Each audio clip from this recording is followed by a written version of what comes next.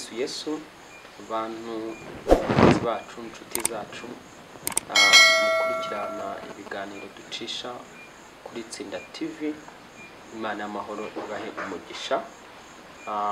Uyu munsi duhaye ikaze buri wese udukurikiranye muri uyu mwanya tugiye kwinjiramo, umwanya mwiza w'ijambo ry'Imana, abantu babohokeramo, abantu bunguka byinshi, abantu bahishurirwa byinshi, kuko hano dukunze gucisha inyigisho zigishurirwa Imana yagiye duha. Tubahaye ikaze rero, Imana y'amahoro ibahe umugisha. Reka tubanze dusenga Imana. Data wa twese uri mu ijuru, uri Imana yo kwizerwa no kwiringirwa, Imana ibana natwe, Imana duhamagaye muri Kristo Yesu, itwicaza mu mucyo mwinshi w'itangaza kugira ngo muri uwo mucyo natwe duhindukire umucyo abandi. Twavuze yuko turi umucyo w'isi, turahamagara rero umucyo wawe n'ubundi mu izina rya Yesu kugira ngo umurikire benshi biciye muri iri jambo mu byigisho tugiye gutambutsa hano. Mu izina rya Yesu ubohore benshi, ukize benshi. Uyu mwanya tuwukuraritsemo, imbaraga zawe zikora ibitangaza, ushyigikire kino kiganiro, ushyigikire kino cyigisho mu izina rya Yesu. Imbaraga zose zarwanya iki cyigisho n'ubutumwa bwiza tugiye kubwiriza turazifunga, turazizirika mu izina rya Yesu. Umwana w'Imana nzima wavuze kubyo duhambiriye ku isi no mu ijuru bihambirwa, duhambuye mwami ubu butumwa kugira ngo bugere kuri benshi mu izina rya Yesu Kristo risumba amazina yose. Ntiwemere ko ubutumwa butwikirwa, ahubwo ubutumwa bugere ku bantu benshi abo wifuza ko bugeraho. Byose bugushaka no gushima, duhinduka akanwa kawe nk'uko dusanzwe turi akanwa kawe, nawe uhindukijwe muri twe. Byose bugushaka no gushima mu izina rya Yesu, amen. Shuti bakundwa muri Kristo Yesu, duheruka gutambutsa icyigisho cyangwa se ikiganiro cyagaragazaga impamvu kivuga ngo menya inzozi zikumenyesha ko ibibazo urimo uracamo biba bifitanye isano n'umuryango cyangwa se bikomoka mu muryango. Aka kanya rero tugiye kubigisha ku cyitwa ibibazo, gusenya ibibazo bya karande, gusenya ibibazo biba biri karande. Ibibazo biba biri karande, iyo tuvuga karande ni ukuvuga ngo ni ibibazo by'uruhererekane, uruhererekane rwo mu muryango, aho ushobora gusanga mu muryango hari ikibazo cyo kudashaka, ugasanga uko kudashaka ntibituruka ku muntu umwe, mambe ntibyabaye ku muntu umwe, ahubwo ni ikintu cyabaye karande, cyabaye mu bantu batatu b'umuryango, bagera kuri batatu b'umuryango. Cyangwa se ikibazo cy'ubukene buri karande, ugasanga si ubukene bw'umuntu umwe mu muryango, si ubwa babiri, si ubwa batatu, ahubwo ni ikibazo kiri karande, ni ubukene karande mu muryango. Cyangwa se ugasanga ni ikibazo cy'indwara, ni indwara ziri karande, ni indwara ziri karande. Ugasanga iyo ndwara, iyo tuvuga karande, ni uko ni indwara iba atari wowe uyirwaye gusa, ahubwo hari uwundi wo mu muryango wayirwaye. Cyangwa se ugasanga ni icyaha cyabaye karande, ingeso yabaye karande, ushobora kuba ubusambanyi buri karande. Ugasanga ni ikintu kitabaye ku muntu umwe, ahubwo ni ikintu kiri mu muryango. Uwo muryango rero biterwa n'iki karande ibaho gute? Nuko Satani araza akimika intebe ya Satani, araza akayikura ikuzimu akayishyira mu muryango. Kugira ngo ibi ngibi tuvuga kwanza bisobanuke, reka twifashishe ijambo ry'Imana ahangaha. Ese koko birashoboka ko Satani ashobora gufata intebe yiwe akaza akayishyira mu muryango? Ese koko birashoboka? Cyane ijambo ry'Imana ese ritwereka ko bishoboka ko Satani ashobora gufata icyicaro cyiwe akakimurira ikuzimu akakizana mu muryango. Nk'uko rero ibyanditswe bivuga, reka turebe noneho dusome ibyahishuwe igice cya kabiri n'umurongo waho wa 13. Ibyahishuwe igice cya 12 umurongo waho wa 3. Mu byahishuwe igice cya 12 umurongo waho wa 3 tugiye kureba ko koko bishoboka ko Satani ashobora kwimura intebe yiwe akayicaza mu muryango cyangwa akayicaza mu gihugu runaka cyangwa se akayishyira mu karere runaka cyangwa mu mudugudu runaka, birashoboka rwose, ibyanditswe birabihamya. Ibyahishuwe igice cya 2 n'umurongo waho wa 13, reka dusome aho ngaho turebe uko havuga. 3 n'umurongo waho wa 14 na 3 handitswe ngo, reka duhere 2. Ibyahishuwe igice cya 2 n'umurongo waho wa 13 handitswe ngo, byahishuwe igice cya 2 n'umurongo waho wa 13, reka dusome mu izina rya Yesu. Bibiliya iravuga ngo, nzi yuko ahuba ariho hari intebe y'ubwami bwa Satani. Ariko reka duhere ku murongo wa 12 ngo, wandikire marayika ry'itorero ry'i Peragamu uti, ufite inkota ityaye ifite ubugi impande zombi, aravuga aya magambo ati, nzi aho ubaho ariho intebe y'ubwami bwa Satani iri, nyamara ugakomeza izina ryanjye, ntiwihakane kunyizera, ndetse no mu minsi ya Antipa wa mugabo wakiranukaga kumpamya wiciwe iwanyu aho Satani aba. Iri jambo rinumvikana hano. Kristo yandikira iri torero ry'i Peragamu, yararirebye, aribona ari mu mwuka, abona ibintu bihabera, abona imico ihaba, abona ibikorwa bihakorerwa, areba ubwicanyi buhari, areba ibyaha bitandukanye biri aho hantu muri Peragamu. Yandikira iri torero, araribwira ngo, ufite inkota ityaye, ufite ubugi impande zombi. Uwo ni Kristo, afite inkota ityaye, ifite ubugi impande zombi. Ubundi byanditswe byera bitwereka yuko ijambo ry'Imana ari inkota ifite ubugi impande zombi. Aha rero ngo aravuga aya magambo ati, nzi ko ahuba ariho intebe y'ubwami bwa Satani iri, nyamara ugakomeza izina ryanjye, ntiwihakane kunyizera. Kumbe birashoboka ko umuntu ashobora kuba ari mu gace Satani akontorora, ubwami Satani yashyize intebe y'ubwami bwe, ariko agakomeza kwizera Kristo. Muri iki gihe cyacu cya none rero, mubyibuke biravuga ngo, murwanye Satani azabahunga, mwegera Imana izabegera. Birashoboka ko Satani ashobora gufata intebe y'akaza akayishyira mu muryango.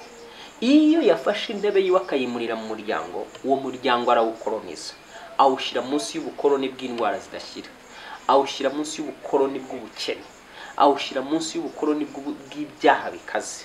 Ugasanga ibyaha muri uwo muryango babinywa nk'abanywa amazi, ubusambanyi ugasanga ni nk'amazi, ugasanga ubwicanyi nuko, ubugome ni uko nguko, ugasanga nyine ugahita ubona ishusho y'iki y'uwo muryango. Nshuti mukundwa muri Kristo Yesu rero, iyo Satani yamaze rero gufata intebe akayimika mu muryango, ni ukuvuga ngo ahashyira umwuka, uwo mwuka we araza kuhasetinga akawuhashyira. Ugasanga uwo mwuka rero ni urimo urakontorora ubuzima bwo muri uwo muryango, imibereho yabo muri uwo muryango. Iyo hatabayeho umuntu uhaguruka ngo agire yakira agakiza, namara kwakira agakiza ngo agire guhishurirwa, agire kubona ko hari umwuka uri muri uwo muryango ukontorora cyangwa utwara, utegeka uwo muryango, uwutwaza igitugu. Kuko akazi ka Satani ni ugutwaza igitugu, ni umwami w'umwijima, ni umukuru w'ubwami bw'umwijima utwaza igitugu.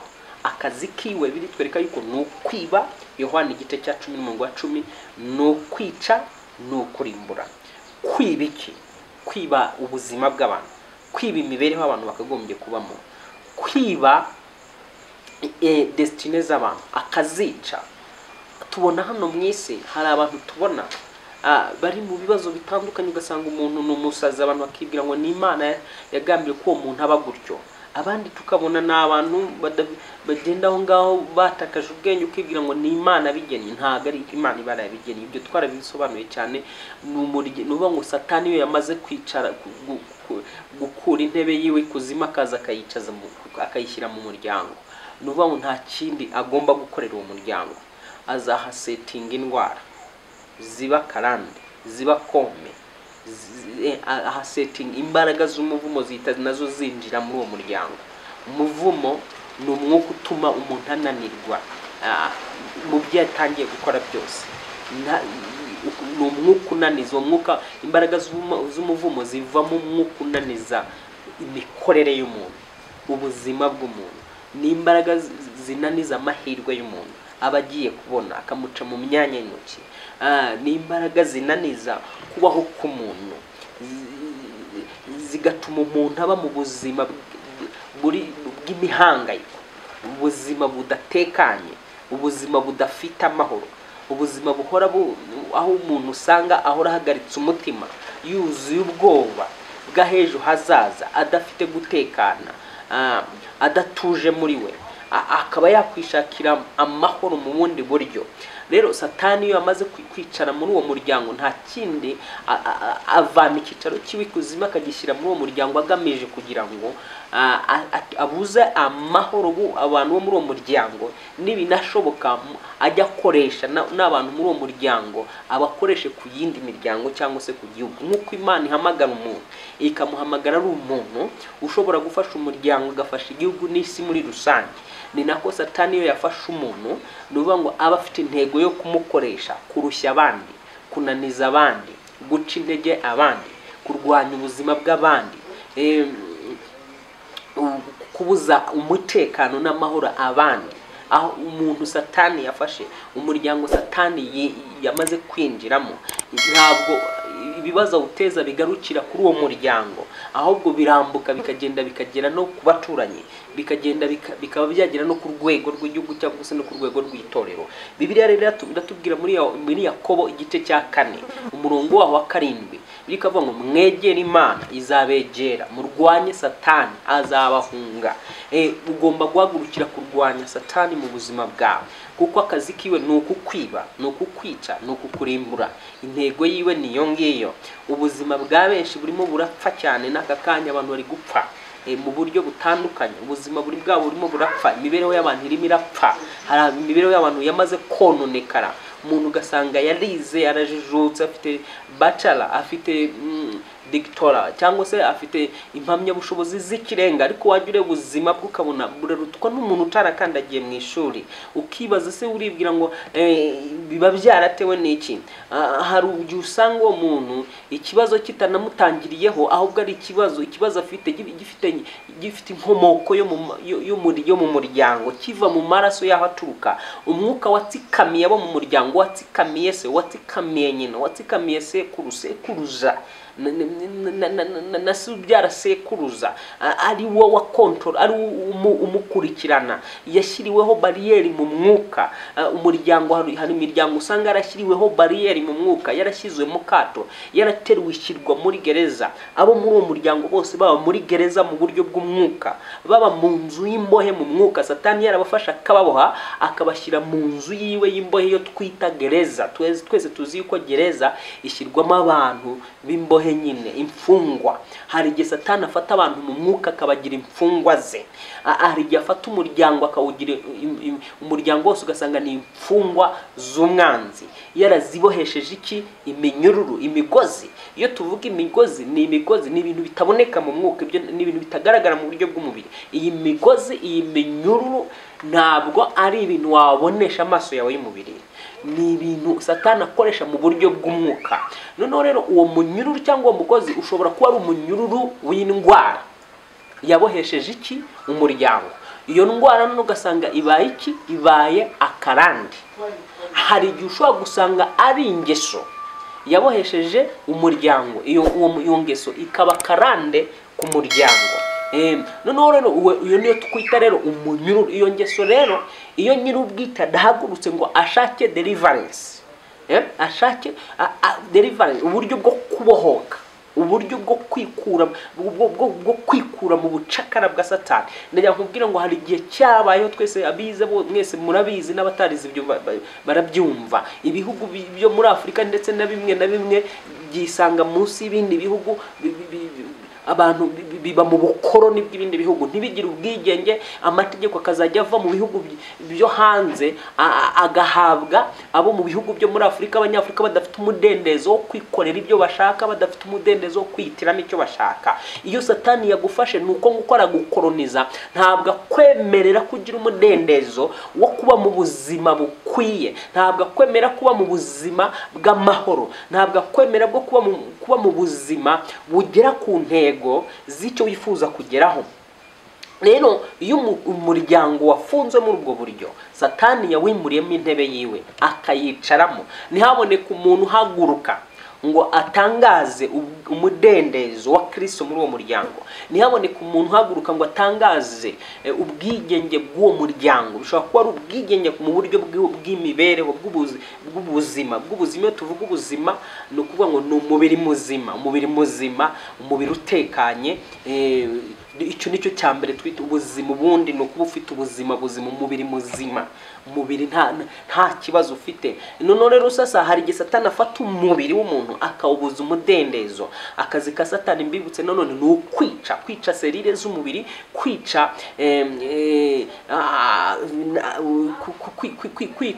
abasirikare b'umubiri, kwica ubwirinzi bw'umubiri, akabwonona, akabwangiza. Uwo mubiri rero umwanzi awinjiramo ati ese ubundi koko birashoboka ko umwanzi ashobora kwinjira mu mubiri w'umuntu? Hano twarebaga niba koko bishoboka ko Satani ashobora kwinjira mu muryango akahubaka intebe yiwe akayimurira mu muryango. Tugiye kureba twibaze none ese birashoboka ko Satani yinjira mu mubiri w'umuntu? Birashoboka cyane. Reka tubirebe nabyo, turebe ko Satani ashobora kwinjira mu mubiri w'umuntu cyangwa se mu muntu nyirizina. Kandi tuzi yuko muri Yohana igice cya 10:10 twabonye ko akazi ka Satani no kwiba, kwica, kurimbura. Ubwo rero nukuvuga ngo iyo Satani yinjiye mu buzima bw'umuntu ahita kakazi kiwa gakomeza. Iyo Satani yinjiye mu rugo rw'umuntu cyangwa se akinjira mu muryango w'umuntu, kakazi kiwa aragakomeza, shuguri ziwe arazikomeza muri uwo muryango kugeza igihe mu mwimuriye mu muryango. Niba atari murirwa ngo yirukanwa ave muri uwo muryango, za shuguri ziwe azazikomeza muri uwo muryango. Niba yinjiye mu mubiri w'umuntu cyangwa mu buzima bw'umuntu, umuntu akamwakira, akagumana n'umwanzi mu buzima bwiwe, Satani azakomeza shuguri ziwe muri uwo muryango. Reka rero turebe noneho sasa ko niba bishoboka kuko Satani ashobora kwinjira mu mubiri w'umuntu. Hanyuma turebe koko ni iki Bibiliya, kuko ubundi ibyanditswe byera nitabaza ritumurikira ubwonko bwacu, imitima yacu, ubwenge bwacu, nkuko tubasha kubona ko iyo twinjiye mu nzu tumurikirwa n'amashanyarazi, tukabasha kubaho mu buzima butari mu mwijima. Inzu yacu ikaba itari mu mwijima, cyangwa inzu yawe cyangwa aho uba nijoro ukaba utakwisanga mu mwijima, kuko mu nzu yawe harimo umucyo. Ni nako mu buzima bw'umuntu iyo adafite ijambo ry'Imana, muri we aba mu mwijima. Iyo udasoma ijambo ry'Imana, nta byanditswe byera biri mu buzima bwawe, uba mu buzima bw'umwijima, uba mu buzima butabona, uba mu buzima burandatwa. Reka turebe hano rero icyo Bibiliya ivuga, turebe ko noneho niba bishoboka ko Satani ashobora kwinjira mu mubiri w'umuntu cyangwa se mu buzima bw'umuntu. Nibyo dushaka kureba. Imana y'amahoro ikugirire neza. Imana y'amahoro, we nshuti mukundwa muri Kristo Yesu, udukurikiranye kuri uyu muyoboro, umwami Yesu aze mu buzima bwawe, Satani yimuke mu buzima bwawe. Buri mwuka wose wa Satani wicaye mu buzima bwawe, ndasenga kugira ngo wimuke, ndasenga kugira ngo uve mu buzima bwawe mu izina rya Yesu wabambwe agapfa akazuka. Bibiliya itwereka muri Luka igice cya 22, aho niho tugiye gusoma turebe. Muri Luka igice cya 22 n'umurongo waho wa 3. Luka igice cya 22 n'umurongo waho wa 3. Reka dusome Luka igice cya 22 n'umurongo waho wa 3.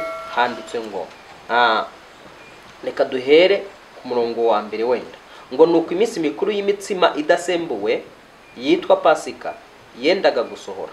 Abatambyi bakuru n'abanditsi bashaka uko bamwica kuko batinyaga rubanda. Satani ku murongo wa 3 ngo Satani yinjira muri Yuda witwaga Isikariyota yari mu mubare wabo 12. aha reka nsubiremo muri iri jambo ngo Satani yinjira muri Yuda witwaga Isikariyota yari mu mubare wabo 12. Murongo wa 4 aragenda avugana n'abatambyi bakuru n'abatware b'abasirikare uko azamubagenzereza, ngo baranezerwa basezerana kumuha ifeza, aremera maze ashaka uburyo yamubagenzereza rubanda rudahari. Hano tubonye ukuntu ko Satani yinjiye muri Yuda. Misiyo ya Satani amaze kwinjira muri Yuda, Satani yinjiye muri Yuda, target ari Yesu uri murahirwa, kugira ngo afatwe ashyikirizwe abatambyi, noneho abatambyi bamwice nk'uko bagambiriye kugira gute kubikorera Yesu. Hano turabona ko Satani yinjira mu muntu biterwa na misi afite. Ashobora kwinjira muri wowe intego ari ukwangiza wowe nyir'ubwite, ari ugusenya ubuzima bwawe nyir'ubwite. Ashobora nanone kukwinjiramo intego ari ukwangiza abandi bantu, ari ukwangiza bo mu muryango uvukamo. Cyangwa Satani ashobora kuba yarinjiye mu muntu runaka agira ngo azangizwe abo mu muryango avukamo. Hano tubonye ko Satani yinjiye muri Yuda, intego yiwe yari kugira ngo gira gute afatishe Yesu yicwe. Aha rero biratwigisha ko iyo mu muryango hinjiyemo Satani yinjiye mu muntu, hari umuntu yinjiyemo, ntabwo Satani ashobora kubaka icyicaro cyangwa ashobora gufata intebe yiwe ngo ayishyire mu muryango atakoresheje umuntu. Afata umuntu w'umuryango akamwinjiramo, yamara kumwinjiramo wa muntu nawe akubaka igicaniro muri uwo muryango. None wa muntu yamara kubaka igicaniro muri uwo muryango, direct bya bibazo ikuzimu bifuza guteza uwo muryango bikazajya bica muri uwo muntu, byaca muri uwo muntu w'umuryango.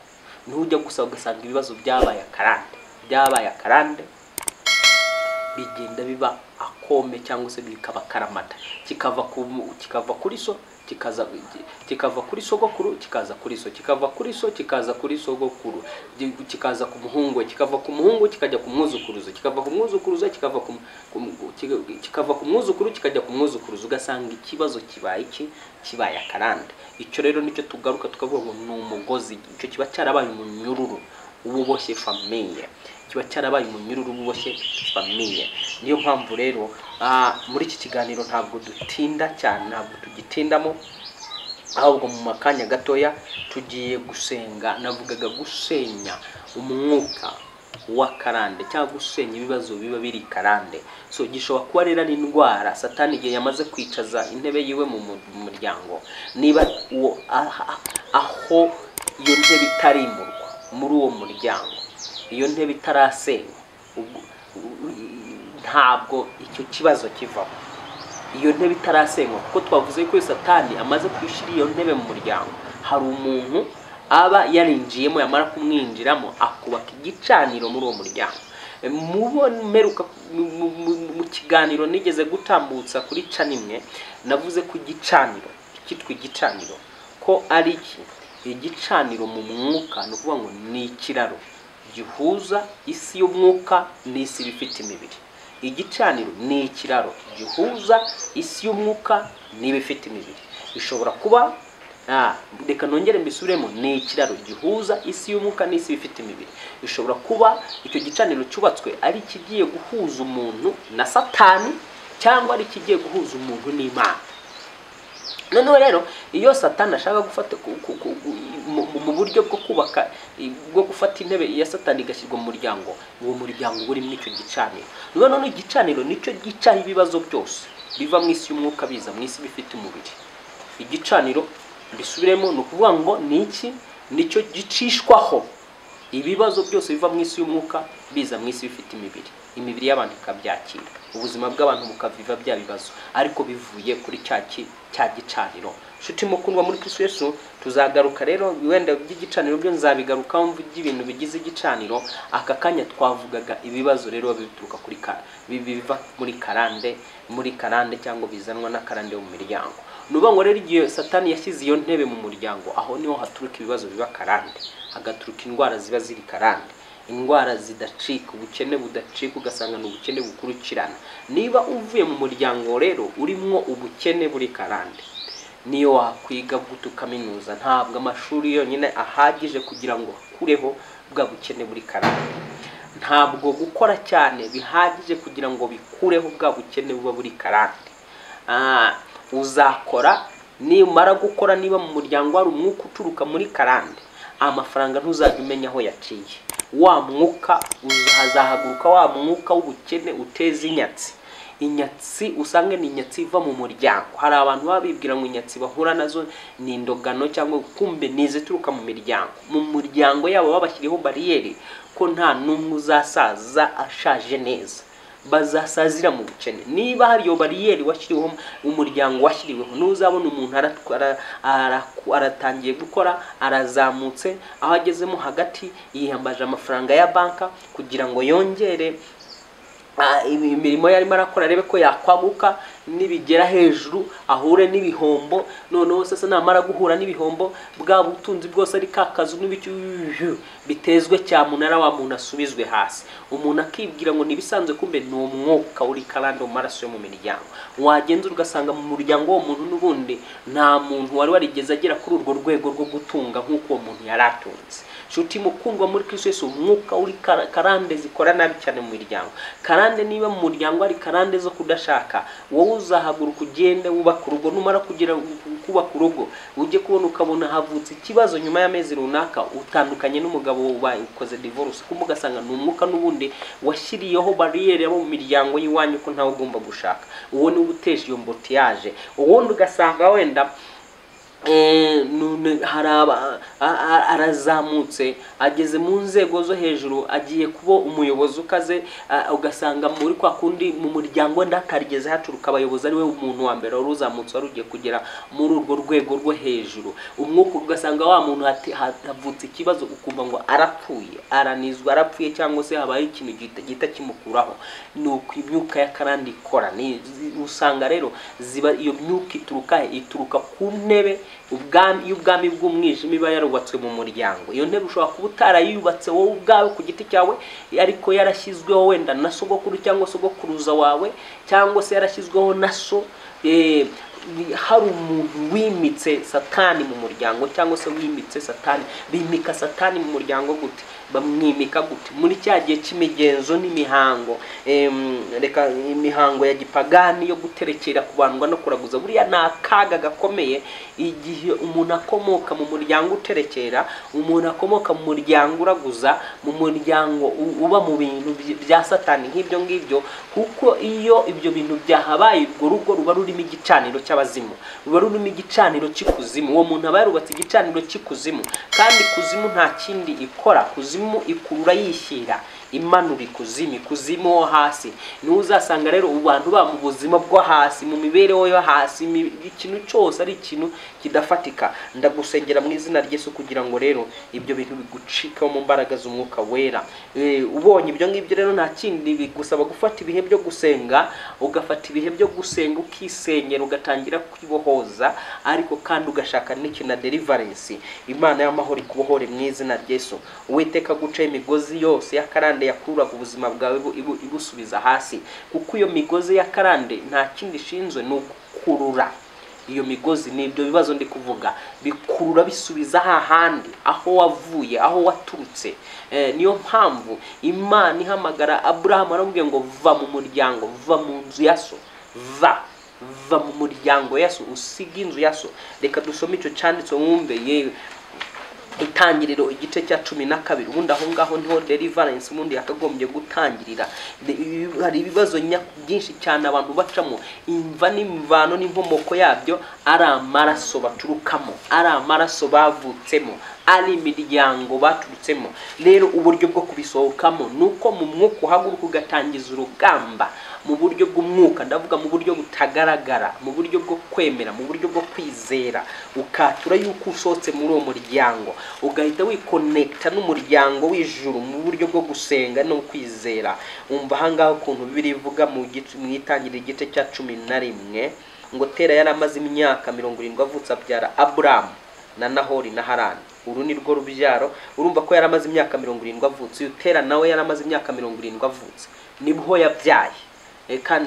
Kandi kera ntago babyaraga baba bafite iyo myaka rwose. Noneho uyu nguyu noneho rero Aburahamu, iyo dukomeje gusoma noneho ngo Aburahamu na Nahori bararongora, umugore wa Aburahamu yitwa Sarayi, umugore wa Nahori yitwa Miruka, umukobwa wa Harani niwe se wa Miruka na Yesika. Ngo Sarayi yari ingumba ntiyari afite umwana. Tera ajyana Aburahamu mwene se na Loti na Harani umwuzukuru we na Sarayi mukazana we. Noneho dusimbutse ngo Tera ku murongo wa 32 ngo dusimbutse ku gice cya 12 ngo Uwiteka ategeka Aburahamu ati, va mu gihugu cyanyu usige umuryango wanyu n'inzu ya so. Va mu gihugu cyanyu usige umuryango wanyu n'inzu ya so. Va mu gihugu cyanyu usige umuryango wanyu n'inzu ya so. Hano harimo ibintu byinshi.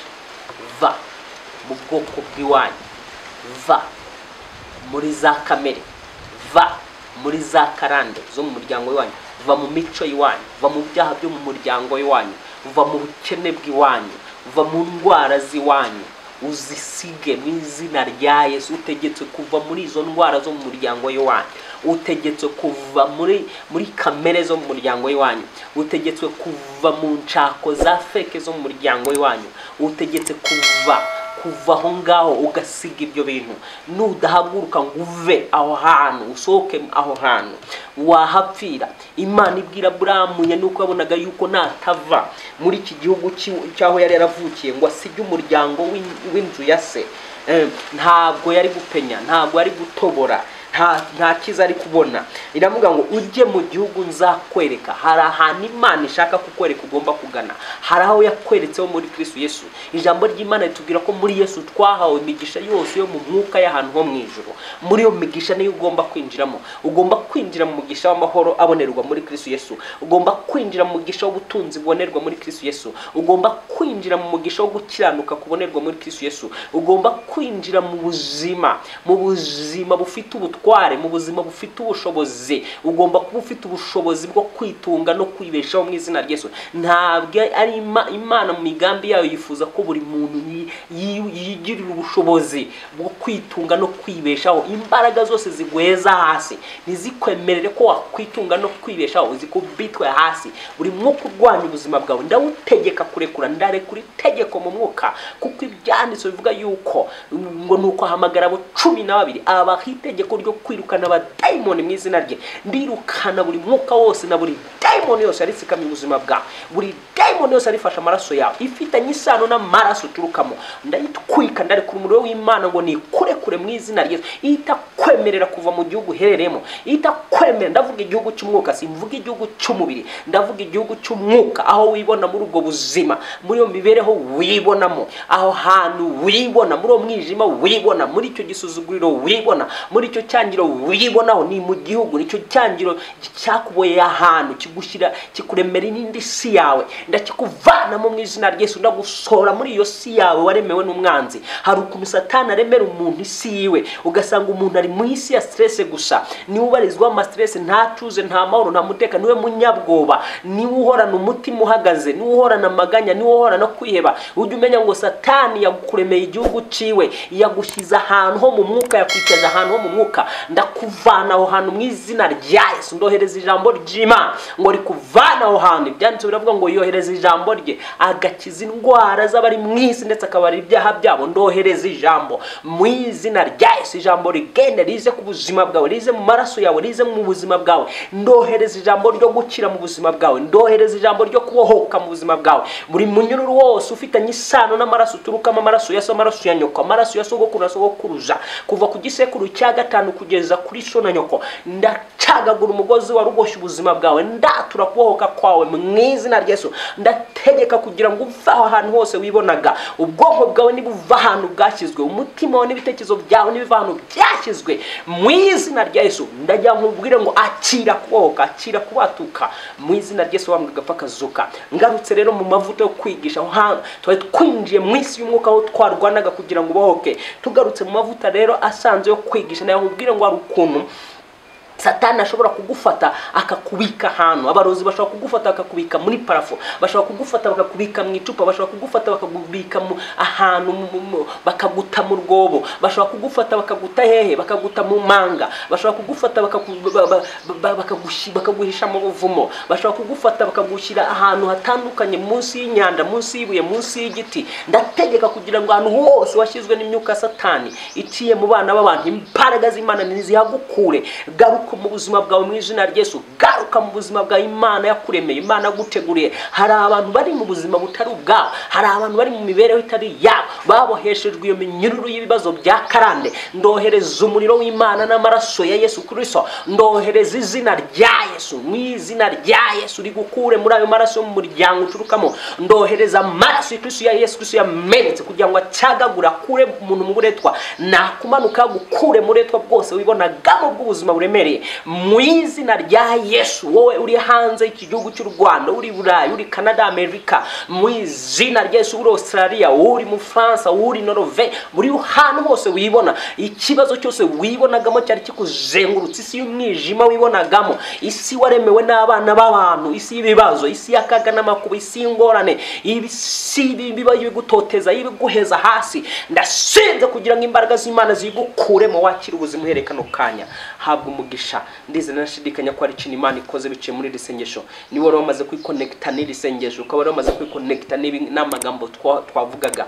Birirambwira ngo Imana yohereza ijambo ryayo rigakiza abari mu isi, kandi Imana iravuga ngo turemo umuntu mu ishusho yacase natwe, batwara amafi yo mu nyanja n'ibisiga byo mu kirere. Ijambo ry'Imana rikatwereka yuko Imana nta kintu na rimwe kitaremwe kitaremeshejwe ijambo ryayo. Mu kuremwa kwanjye n'Imana naremwe mu ishusho yayo, ndavuga bikaba nk'uko Imana yavuze bikabaho. Ndi mu ishusho y'Imana, ubwo butware ndabufite muri Kristo Yesu, narabuhawe muri Kristo Yesu. Niyo mpamvu ibyanditswe bimpesha ubutware bikavuga ngo ibyo mpambiriye ku isi na hano mu ijuru birahamburwa. Ijambo rirambwira Matayo 16:18 rikavuga ngo nguhaye imfunguzo z'ubwami, ibyo uzafungura mu ijuru no mu isi bizafungurwa. Mfasha urwo rufunguzo mu izina rya Yesu, rwo mu buryo bw'umwuka ndafungura ubuzima bwawe, ndabukura ahantu bwari buri mu izina rya Yesu, umwana w'Imana nzima. Ndakwambura, ndakunyaga abantu bose bari bagufatiriye, n'imigozi yose wari warazirikishijwe ndayica ndayikuraho. Akira kubohoka, akira kubohoka. Iyo ndwara ya karande nicike ku maraso yawe mu izina rya Yesu Kristo. Diabete nicike ku maraso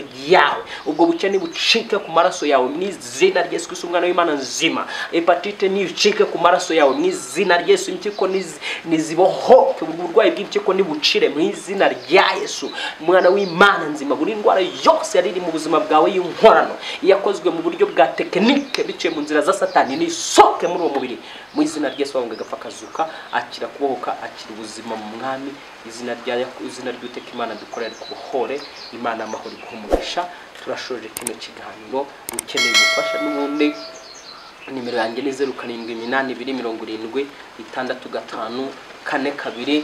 Dufashe rero ukande subscribe aho ngaho kuri iyi channel, kandi ukande ako kantu kakazogera ka notification kugira ngo ibyigisho dutambutsa bijye bikugeraho vuba, kandi unakore share iki kiganiro ugisangize bagenzi bawe.